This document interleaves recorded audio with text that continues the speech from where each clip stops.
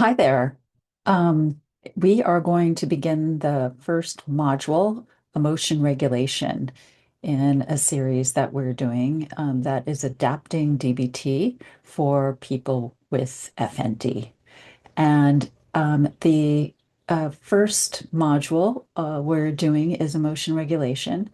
And the rationale for using and learning the skills for emotion regulation for people suffering with FND is that this can really help people both put their symptoms into remission and also manage symptoms. And on the one hand, emotion dysregulation is highly implicated in FND for most people with FND and its development and its maintenance. And it also been shown that improving emotion regulation skills may reduce one's vulnerability to FND symptoms, which may both directly or indirectly lead to a decrease in FND symptom frequency or severity. So, on the other hand, emotion regulations can help participants, regardless of FND symptoms, just build a life worth living wherever their symptoms are and help improve mood, quality of life, effectiveness, and also treat other comorbid um, disorders or illnesses or mental or behavioral health issues and problems of living that are going on. So, as mentioned before, difficulties with emotion regulation is significantly a vulnerability for people with FND. And the extent of that dysregulation has also been shown to correlate with the severity of FND symptoms and disability. So, individuals with FND sometimes experience extreme arousal and expression of emotions, but oftentimes, and I would say more often, they experience the opposite, the dialectic of that, the something called alexithymia, where they have difficulty accessing, even feeling, being aware of emotions and expressing those emotions. And this is due, we think, to a low sensitivity to the internal sensations of emotion. So individuals with FND may have elevations in their limbic and paralimbic systems, these areas of the brain that are associated with emotion. And um, and this can lead to both this problems in difficulty accessing emotion, which is still a form of emotion regulation, or even being over controlled in one's regulation is a form of dysregulation. And but also may have abnormalities in regulating really extreme emotions as well. It can be a mixed bag. So everyone's unique. So really think about this for yourself and how this might relate to you. Are you having problems with some emotions being too high or some too low or a mix? Um, Abnormalities in emotional processing can really contribute to FND symptomatology for most individuals. And therefore, we think that learning these skills can have a direct impact on your illness. So, at the same time, the skills in the emotion regulation module can be helpful even if they don't have any impact on symptom severity and frequency. And they can help people just have better ways of living in the world and being more effective. That's why I love teaching it. I teach it about 3 times a week, never gets old. I learn the skills myself and it keeps enhancing my life. So there's not much to lose in learning DBT skills, and you might actually find that it helps your FNT. So we really want to look at this sheet that I'm showing here. So if you have a DBT manual, um, you can access these sheets. Most of them are online and accessible. Um, and we hope that you are able to find these and augment this lecture with the workbook and with your individual provider or the groups that you're working in. And the first skill um, or the first handout one, is really kind of going over the rationale, the overall generic rationale for DBT that's not specific to FND, but specific to most people that are learning DBT. So I think we can adapt these to actually FND more specifically. So really, we want uh, people with FND to understand the function of emotions and learn to recognize, label, express, and regulate them. So they can serve the function that sometimes the somatic symptoms may be fulfilling, um, or sometimes one's motor and sensory symptoms are actually expressing the emotions that one isn't aware of. And so learning to feel and recognize your emotions can sometimes make that signaling more accessible and decrease the amount of motor and sensory symptoms. We like to also have people with FND increase what's called interoceptive awareness of emotions. You might be very sensitive to interoceptive sensations that have to do with pain and more medically um, significant symptoms.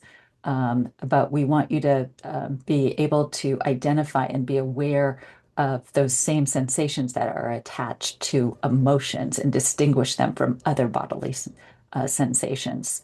And then recognize justified emotions that indicate problems in living and engage with them in problem solving life directly or indirectly to reduce FND symptoms. So it's really important to be aware of one's emotion because it can give you a signal of what you need to do. And we'll talk more about that.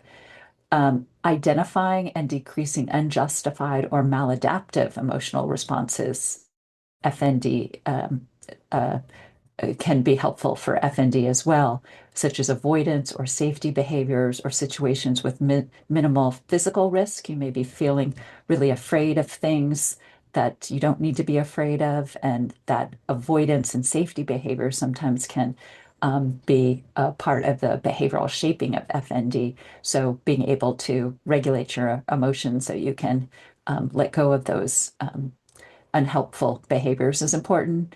Initiating values aligned actions in order to build a life worth living can just decrease one's vulnerability to FND and improve your mood, even if FND symptoms aren't improving. Incorporating the principles of pacing while increasing values aligned activities. We'll talk more about that. Challenging unhelpful FND illness beliefs and that contribute to emotion dysregulation. Some people start to have a lot of emotions about their FND, and it can help you with that. And sometimes those emotions makes the situation even worse and make the FND worse. And reducing vulnerability to FND and negative emotions by managing one's general well-being and understand where FND behaviors fit in the model of emotion that's unique to you is really important because everyone's different. Not no one person with FND is exactly the same as the next. But in general, we want you to understand and be able to name your emotions, decrease the frequency of unwanted emotions, and decrease your emotional vulnerability to emotion mind, and increase your resilience, decrease any emotional suffering, and manage extreme emotions that you don't, so you don't make things worse. But also, the dialectic is being able to be aware of emotions that you're not aware of that can also help you in problem solving your life. So hopefully that's making sense. Um, then we're moving on to emotion regulation handout two. So this is an overview of understanding and naming emotion. And I don't know if you're like me, but before I learned DBT, I was like, oh, why do we even have to have, um, emotions? They're just kind of in the way. They're just something to be mastered and getting rid of. And why do we even have to have them? So, you know, understanding and labeling emotions is really important. Uh, it's um, important because actually being aware and um, uh, putting a name and a label to them actually ends up regulating them on some level. So really, we'd like you to be thinking about the fact that actually emotions do things for you, and you actually need them. We'll talk a lot more depth about that.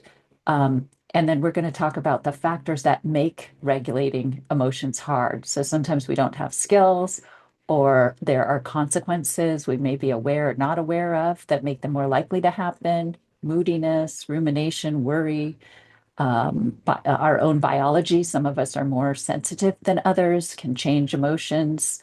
And then we'll also be talking about a model of describing emotions because they are complex biological um, um, um, behaviors, basically. And this is radical behaviorism. So emotions are a behavior that have many components. And we'll go over the affective neuroscience and neurobiology of emotions, and hopefully also explain how FND, when that machinery is not operating optimally, that it can cause FND symptoms. So we'll changing any part of the system can and change the entire response and may have an impact on your FND.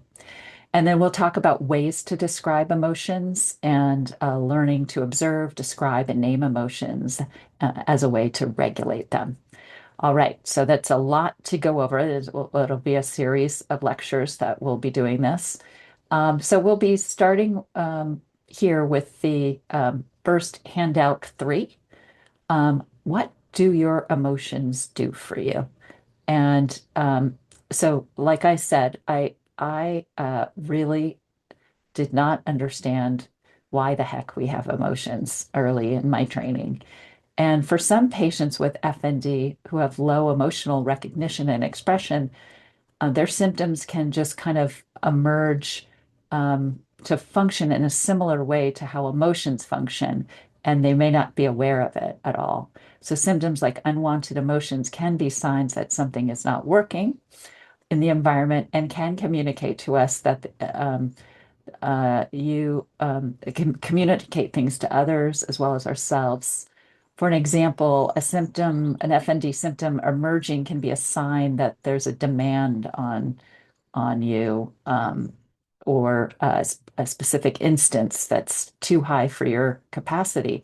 And by bringing emotions to conscious awareness, you can acknowledge them and then decide to set your limits or pace or regulate them in some way or make an ask of someone.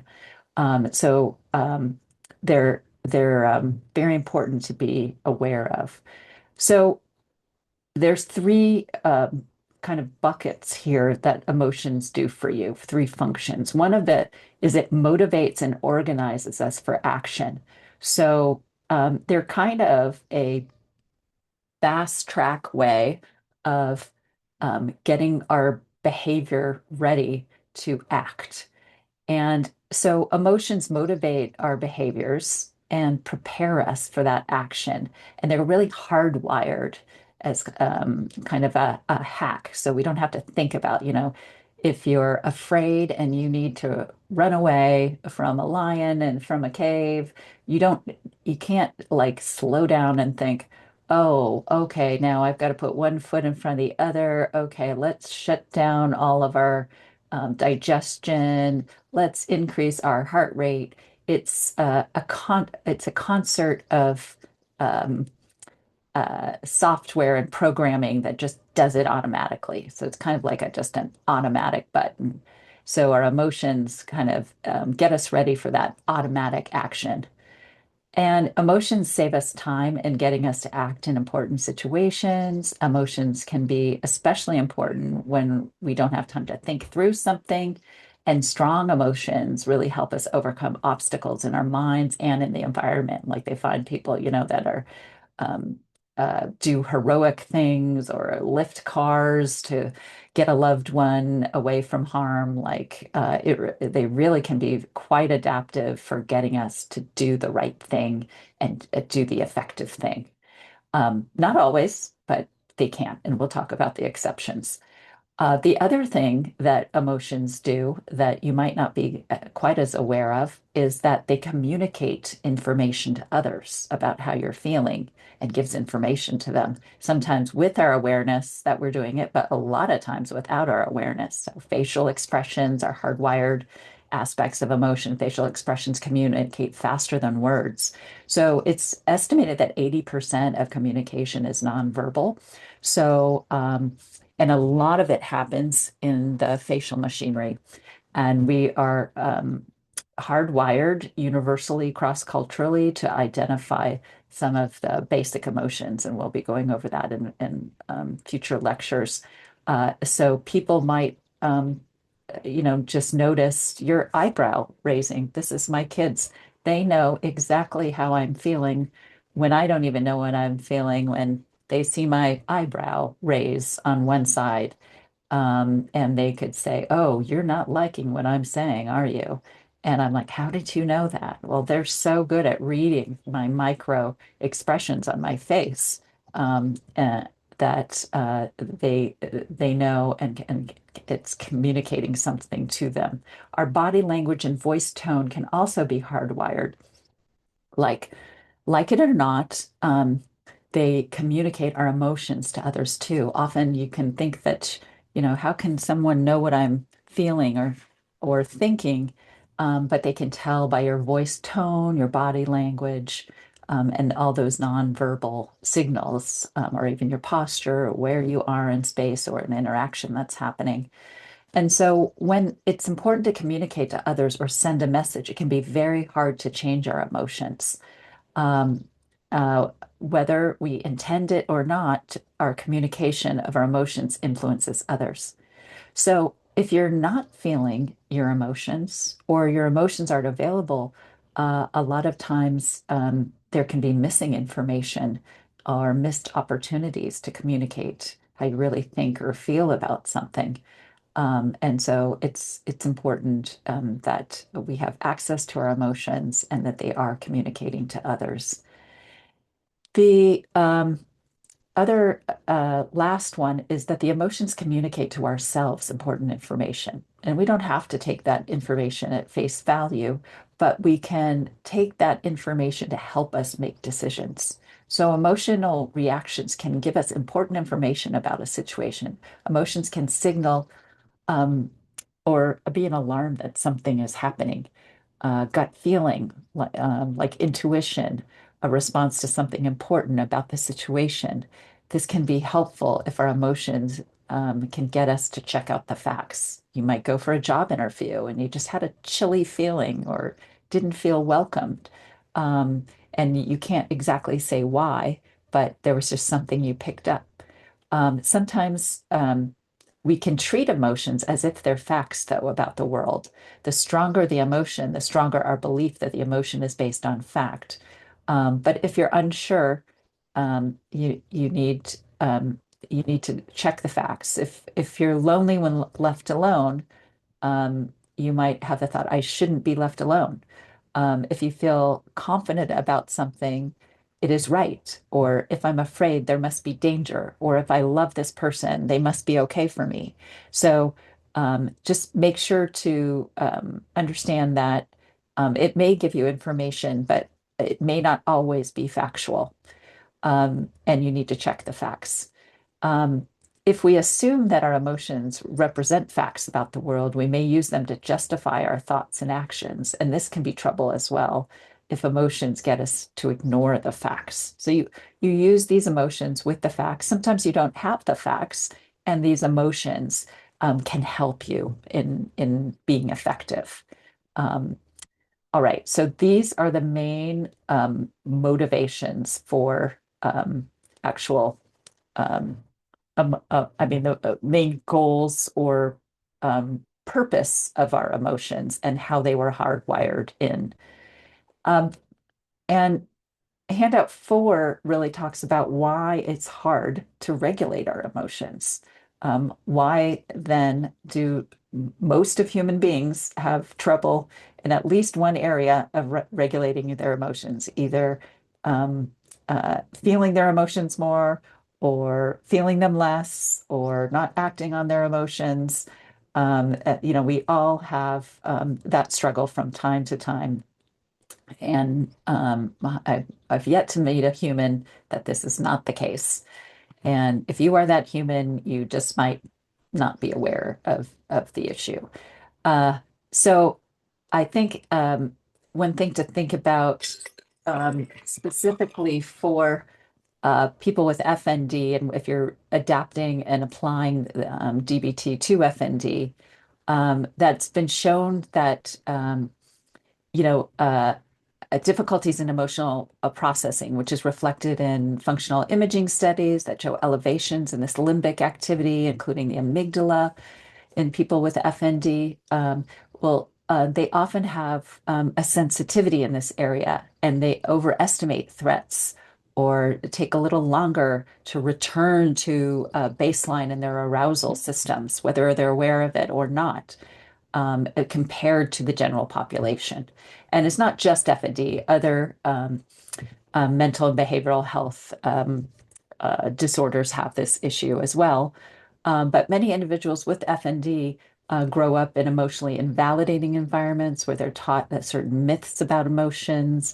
And also, you may not have healthy models on how to process emotions in a productive way and have been modeled rather to feel, not to feel your emotions. And so they come through your body instead of coming through your mind and having awareness and through your interoceptive sensations.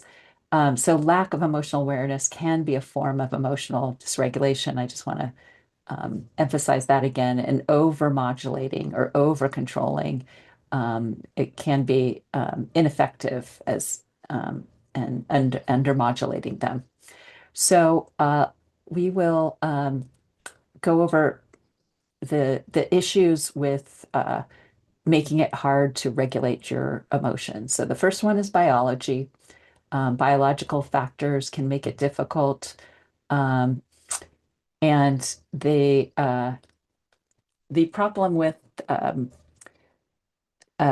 that is that um, it can signal that you need to check out certain facts.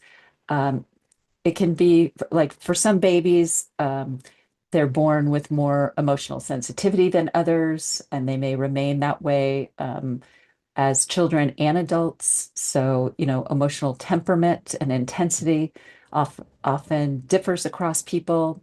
Emotional sensitivity can get us into a way of learning emotion regulation strategies and using already learned ones. So, yeah, most parents and with multiple children can really um, identify among their children who might be have differences in their emotional temperament, even at the time of birth. Um, so maybe you could think about that for your own life. Think about maybe instances where are you more or less emotional than a sibling, or have you noticed different emotional sensitivities in people that were maybe had the same upbringing? And then the second part is lack of skills. Like nobody has a class on how to regulate your emotions. When you have skills deficit, you actually don't know how to change or regulate your emotions and emotion related actions. You also may not know how to get yourself regulated enough or even want to lower your intensity of emotion. So not having a skill is very different from not having motivation. So people learn emotion regulation starting in infancy, back and forth exchange with emotions between a mother and a baby, as has been found to be the start of emotion regulation training.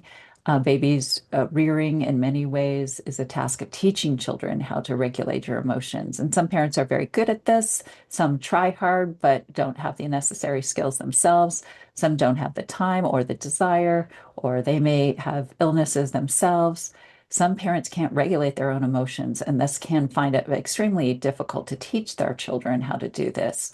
And because of biological sensitivities, some children have more difficulty learning from one parent how to regulate their emotions, where another child with a different temperament may do just fine with the same parent. So skills and their use are frequently context dependent. So that is, a person can have a skill in one set of situations, but also may not have it in another, or in one mood, they may have a skill, but in another mood, they don't. So frame of mind may also um, be an influencing component. So really think about your experiences with learning emotion regulation. Then the next item that has to do with can cause difficulties in regulating emotions is the reinforcement of emotional behaviors. And this can often happen without you knowing it's happening. It's a conditioned response that your environment um, creates a system in which you must have high emotions or even low emotions as well.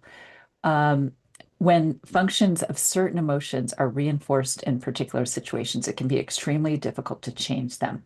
So if every time you're angry, people give you what you want, it can be very hard and very difficult for you to learn how to regulate your anger. Getting what you want when you're angry can reinforce angry outbursts.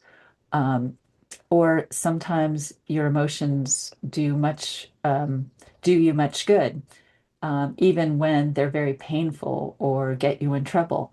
When this is the case, it can be very hard to change these emotions. You may not even realize that you can't change your emotions because you're doing too many good things for you. This happens when your emotions are reinforced, even if you don't want to have them. It could be you're loving the wrong person that you don't like, or is not a good fit for you.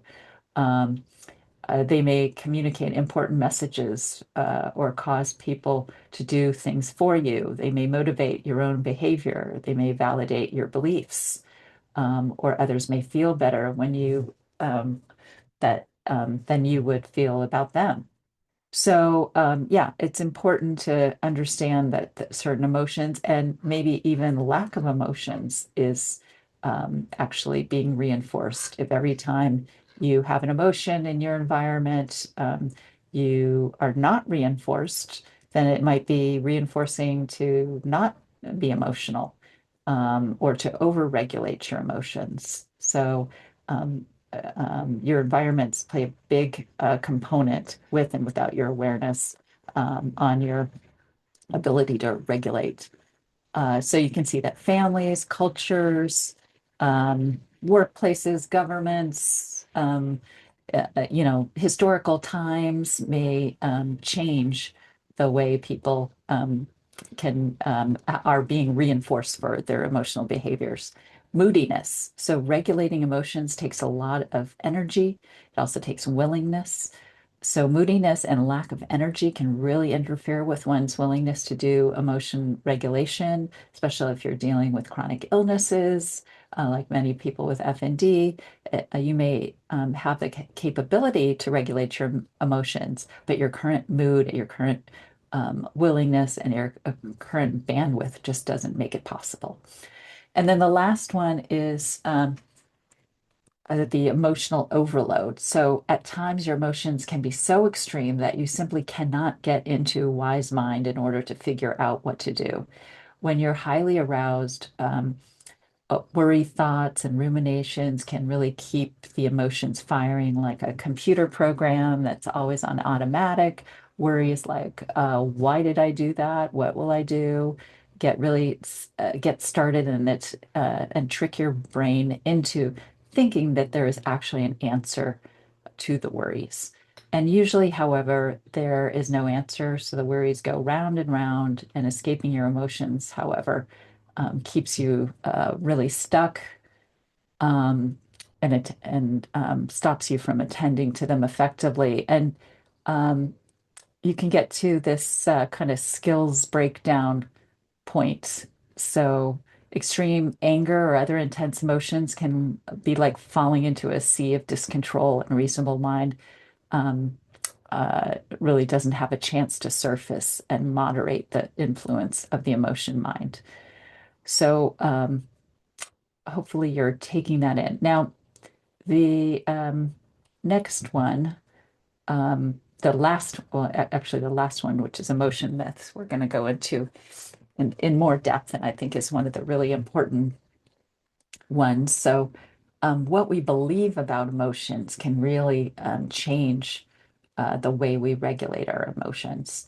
So, let me describe that a little bit. So, faulty beliefs and emotions and the value of expressing emotion and the ease of recognizing and controlling emotions can cause a lot of trouble when we're trying to learn emotion regulation. And some myths invalidate emotional experiences, such as believing that negative emotions are selfish or that we can control all of our emotions if we just use our willpower. What is invalidating is that these myths in no way resonate with our internal experience of our emotions.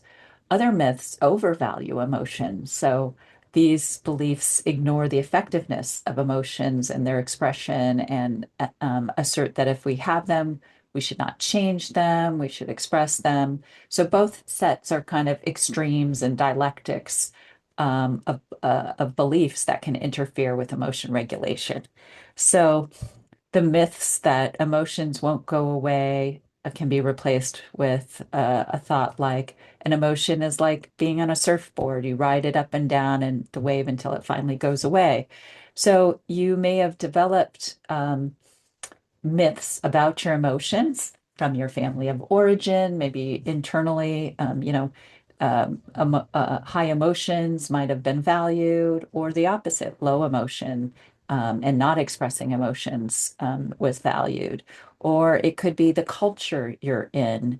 Or the characteristics that you have. If you have, you're of a certain gender, then you're supposed to not have certain emotions or not feel them intensely. We can also have, uh, more community myths that we learn from our community that also can affect these things, or implicit biases that are running throughout our culture that can get in the way. And then we could just have our own personal beliefs about emotions that get in the way. So hopefully you could identify maybe some some ways that perhaps your beliefs are about emotions are getting in the way. I know I grew up in a family, kind of a New England, uh, a Puritan background that, any any emotion really should be conquered and expressed at a very low level and it wasn't okay to have an emotion. So um, yeah, think about your own background and what the beliefs are about emotions. So let's move on to then homework. So if you're following around along with this YouTube video and you'd like to engage in homework that's attached to the lecture, just like you would in a group, you can look at Emotion Regulation Worksheet 1 and really look at the pros and cons of changing your emotions. And you can fill out this um, uh, when you're experiencing difficulties or even after. But we'd like you to identify maybe an emotion you've had recently or are having now, or and then what the intensity was it before you did this exercise, and then fill out the worksheet and about uh, when you're experiencing this difficult, like when you're trying to decide whether to work on changing an ineffective emotion, or when you're feeling willful and saying, no, I'm just going to go into emotion mine, or deciding whether to work or reduce your emotional reaction to a specific event, or maybe you want to work on increasing your emotional reaction to something. So being numbed out and not feeling something, and where you probably need to be feeling something, is another way of working on this. Feeling threatened whenever you think of letting go of an emotion, or not in the mood for being effective. This is a good worksheet. So when you're filling out this, think about these questions. Is living with this emotion mind in your best interest or not in your best interest? Will refusing to regulate your own emotions create a new problem for you? Is reducing immediate high emotions likely to increase your freedom or to decrease your freedom? I want you to also think about increasing your emotions. Is it going to help you if you increase your emotion to give you more freedom or decrease it? Being attached to your emotions about the situation useful or not? Or is not being emotional, you know, helping you in this situation or not? Is working to reduce your emotion really too much work, or is working to increase your emotion too much work? So make a list of the pros and cons, changing the emotion you are having difficulty with, and make another list of the pros and cons. So in this quadrant, this is a good motivational interviewing here for any in a decision-making form to be thinking in four quadrants. We know that people make better decisions when because they're working memory, you can't keep all of this information in at one time when you're making a decision. So it's really nice to write things down so you can see it, and see all the pros and cons of each option. So the pros of staying in emotion mind are in that upper left quadrant and acting emotionally. And the cons of staying in emotion mind are on that lower left. And then you do the same with the pros of regulating your emotions and emotional actions and the cons of regulating. And then what you decided to do about the emotion. Was it best? And then was it in wise mind? So for those of you who've had the mindfulness, hopefully you've taken the mindfulness lectures before this and you know what wise mind is.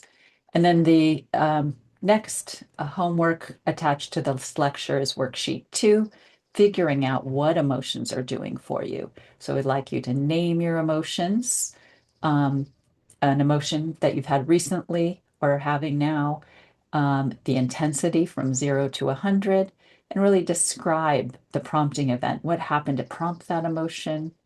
Describe what action your emotion is motivating you and preparing you to do. Was there a problem my emotion was getting me to solve, to overcome, or avoid? What function or goal did my emotion serve? Then maybe think about, is this communicating to others? What was my facial expression? What is it? What's my posture, my gestures, my words or actions? What message did my emotion send to others, even if I'm not intending to do that?